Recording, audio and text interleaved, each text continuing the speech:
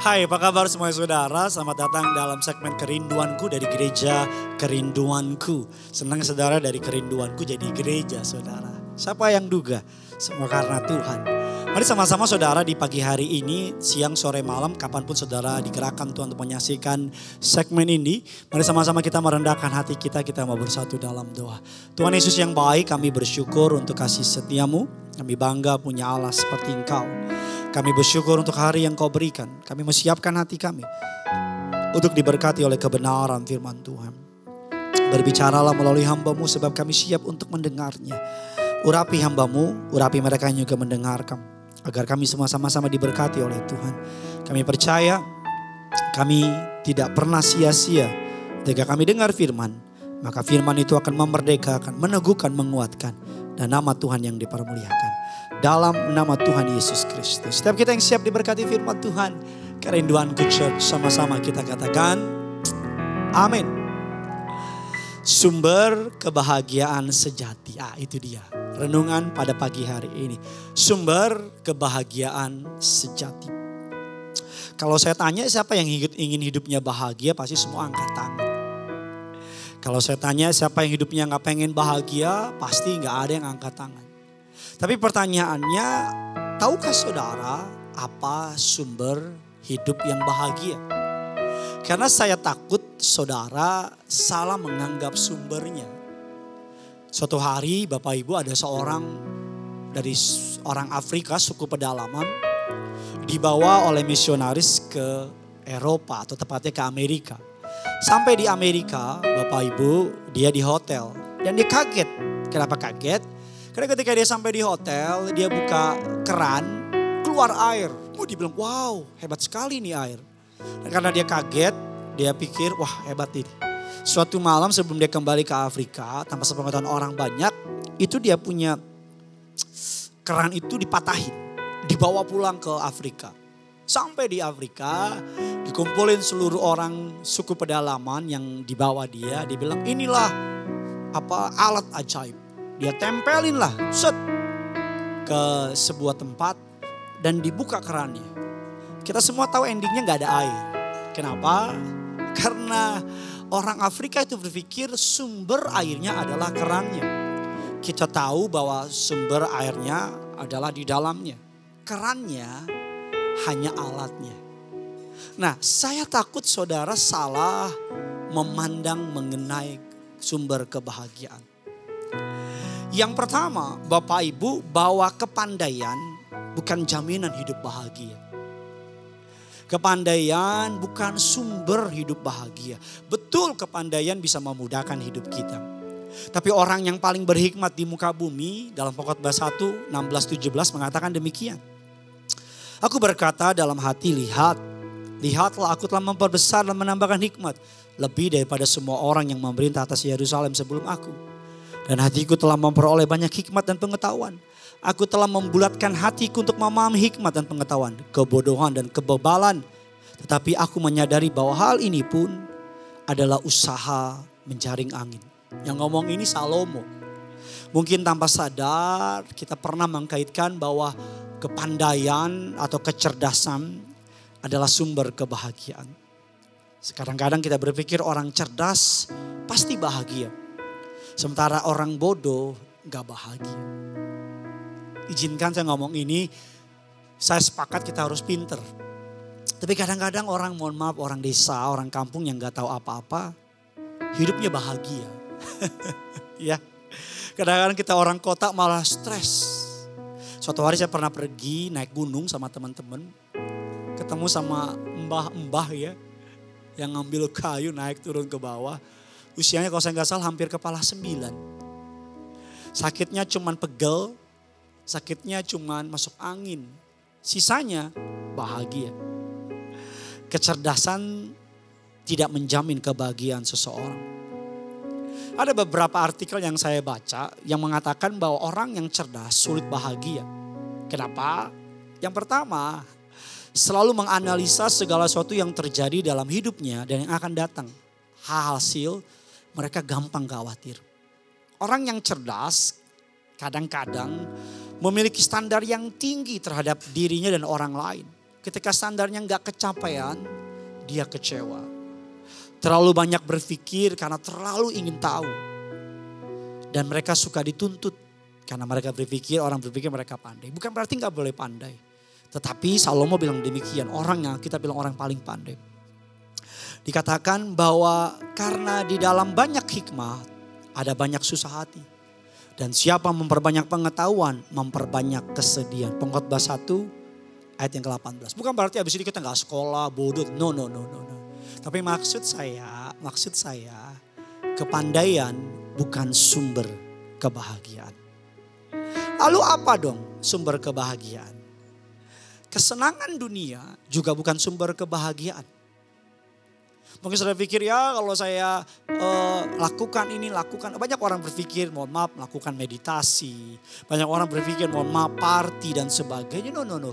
Kesenangan dunia bukan sumber kebahagiaan. Pengkhotbah 2 ayat 1 dan 2 bilang demikian. Aku berkata dalam hati, mari aku hendak menguji kegirangan, menikmati kesenangan. Tapi lihat, hal itu pun sia-sia. Tentang tertawa aku berkata itu bodoh. Dan mengenai kegirangan apa gunanya. Pernahkah Anda berpikir hidup bahagia itu adalah ketika kita bisa bersenang-senang menikmati hidup? Kalau kita keluar masuk diskotik, gonta-ganti pasangan, party, pesta, pergi ke tempat-tempat yang disebut surga dunia. Ya sesaat itu senang. Merokok, mabok-mabokan, narkoba. Tetapi Salomo sebagai raja, artinya dia memiliki segala akses. Salomo mengatakan pernah menguji kegirangan hatinya. Alkitab bilang dia menikmati semua yang menjadi kesenangan hatinya. Bahkan di dalam Alkitab dikatakan Salomo tidak merintangi matanya dari apapun yang dikehendakinya. Tidak menahan hatinya dari sukacita apapun. Pengkhotbah 2 ayat yang ke-10. Namun Salomo menyadari bahwa semuanya itu adalah sia-sia. Kebodohan dan tak ada gunanya. Saya pernah ketemu sama orang yang hidupnya wow. Kayaknya tuh ya kaya sekali. Tetapi ada satu titik dia udah pergi ke party. Tapi dia bilang sama saya kosong. Lalu apa sih sumber kebahagiaan? Ada orang juga bilang gini, oh sumber kebahagiaan adalah melakukan hobi. Melakukan apa yang kita suka. Sekarang kan lagi banyak ya lapangan pedal. Saya pernah dengar orang ngomong gini, lebih mudah cari lapangan pedal daripada cari lapangan kerja. Setiap orang yang memiliki hobi, passion. Waduh Pak, saya kalau main golf happy banget. Terus setelah pulang dari golfnya gak ikut. Pak, saya kalau main biliar, Pak kalau saya mancing, waduh. Kok malah makin ribut ya, ternyata dia mancing keributan. Kalau saudara berpikir bahwa melakukan hobi kita adalah sumber kebahagiaan, salah besar. Pengkhotbah 2, 4 dan 6 bilang demikian. Aku melakukan pekerjaan-pekerjaan besar, mendirikan bagiku rumah-rumah, menanami bagiku kebun-kebun anggur. Aku mengusahakan bagiku kebun-kebun dan taman-taman, menamainya dengan rupa-rupa pohon, buah-buahan. Aku menggali bagiku kolam-kolam untuk mengairi. Dari situ tanaman pohon-pohon muda. Setelah Salomo melakukan itu semua, inilah kesimpulan Salomo. Ketika aku meneliti segala pekerjaan yang telah dilakukan tanganku, dan segala usaha yang telah kulakukan untuk itu dengan jeripai, lihatlah. Segala sesuatu adalah kesia-siaan, usaha menjaring angin. Tidak ada keuntungan di bawah matahari.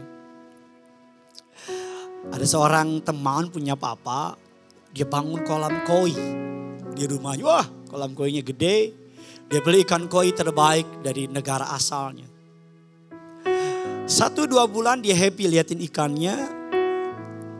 Jalan ke 3 bulan dia mulai ganti ikannya, tambahin bunyi gemericik air dan seterusnya. Tapi berapa bulan kemudian saya tanya sama temannya, gimana bokap? Ya Pak udah bosen sama koi. Ternyata sumber bahagianya bukan koi. Lalu apa sumber kebahagiaan sejati? Mungkin jawaban yang paling saudara nantikan adalah kekayaan. Kaya Pak Pendeta. Kalau kaya, mantap. Pengkhotbah 5:10 bilang demikian. Barang siapa yang mencintai uang, tidak akan pernah puas dengan uang. Barang siapa yang mencintai kekayaan tidak akan pernah puas dengan penghasilannya. Pengkhotbah 5, 12, 13. Orang kaya sekalipun kenyang tidak bisa tidur nyenyak karena banyak hartanya. Mungkin mereka lebih banyak rasa khawatir. Dikatakan. Pengkhotbah 5, 15. Ketika lahir kita keluar dari dalam kandungan dengan telanjang. Begitu juga ketika kita meninggal. Kita tidak membawa apapun ke dalam dunia ini. Pengkhotbah 5 ayat yang ke-20. Kekayaan sering membuat orang lupa. Umur lupa akan Tuhan. Lalu, ini khotbah ini gak akan berarti apa-apa kalau gak dijelasin sumbernya saudara ya. Lalu apa sumber kebahagiaan sejati? Pengkhotbah 12, 13, 14. Inilah sumber kekayaan sejati. Akhir kata dari segala yang didengar ialah takutlah akan Allah dan berpeganglah pada perintah-perintahnya. Karena ini adalah kewajiban setiap orang. Karena Allah akan membawa setiap perbuatan ke pengadilan yang berlaku atas segala sesuatu yang tersembunyi. Entah itu baik, entah itu jahat. Ayat yang baru kita baca adalah ayat terakhir dari kitab Pengkhotbah.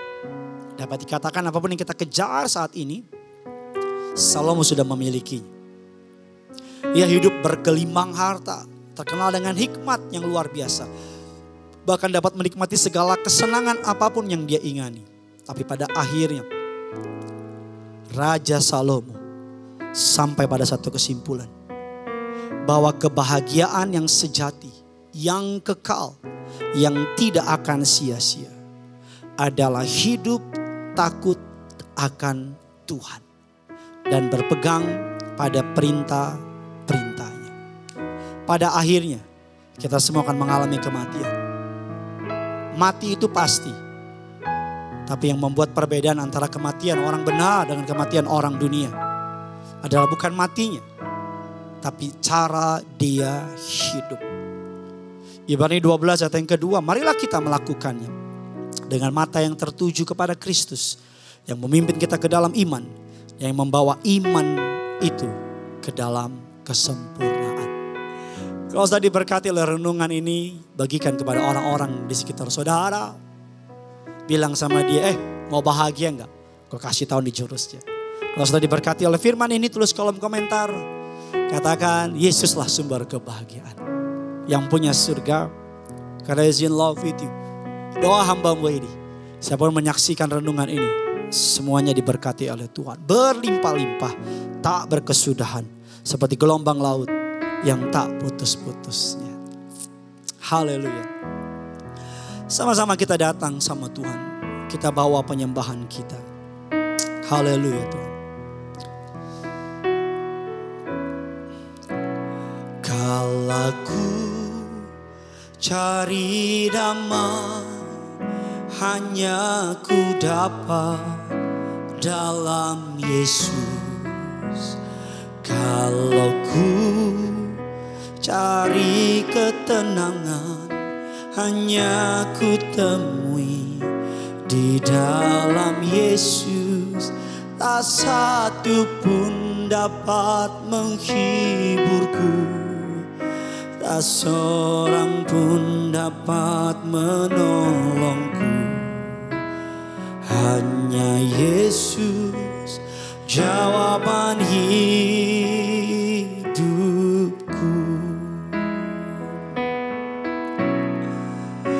Bersama Dia hatiku damai, walau dalam lembah kekelaman. Bersama Dia hatiku tenang, walau hidup penuh tantangan. Tak satu pun dapat menghiburku, tak seorang pun dapat menolongku. Hanya Yesus jawaban hidupku.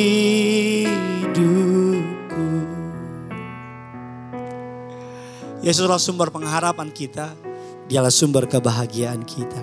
Yang punya surga, crazy in love with you.